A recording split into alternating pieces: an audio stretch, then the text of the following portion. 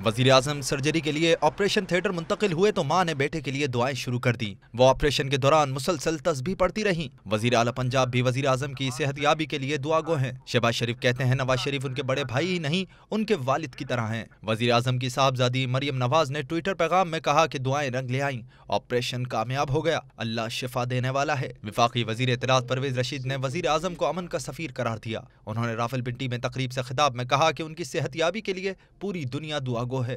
दुनिया में उनकी सेहत के लिए दुआ की गई, मुसलमानों ने दुआ की, ईसाइयों के चर्च में दुआ हुई, हिंदुओं के मंदिर में दुआ हुई, सिखों के गुरुद्वारे में दुआ हुई, हत्ता कि यहूदी दुनिया में जो रहते हैं उन्होंने भी उनकी सेहतमंदी के लिए दुआ की।